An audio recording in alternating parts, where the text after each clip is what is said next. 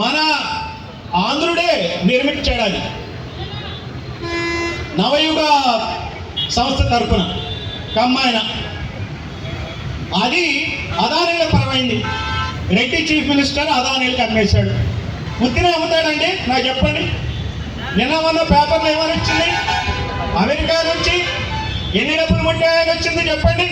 1750 కోట్లు. ఎవరికి ముట్టాయో చెప్పండి?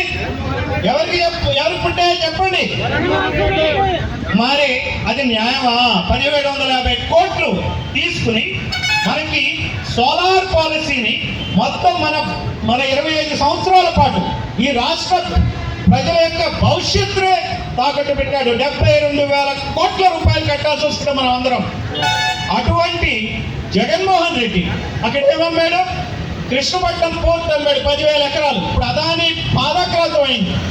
ఆ తర్వాత మీ పక్కనే 2,000 ఎకరాలు స్టీల్ ప్లాంట్ జాగా తీసుకుని ఎన్నో ఉద్రిక్తల మధ్య ఫైరింగ్లు జరిగి చనిపోయి ఫిషర్మెన్కి చాలా మంది ప్రాణాలు కోల్పోయి ఆ పోరాటాల్లో భాగంగా గంగవరం పోర్ట్ ఏర్పడితే ఆ గంగవరం పోర్ట్ ఎవరి పరమైందో చెప్పండి మీరు?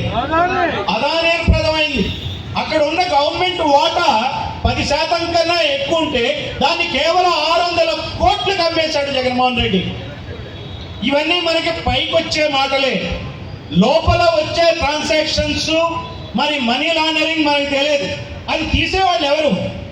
ఎవరైతే దొంగలే వాళ్ళే పోలీసు. దొంగలే పోలీసు. ఈ రోజున 2 దొంగ పార్టీలు ఉన్నాయి ఇక్కడ.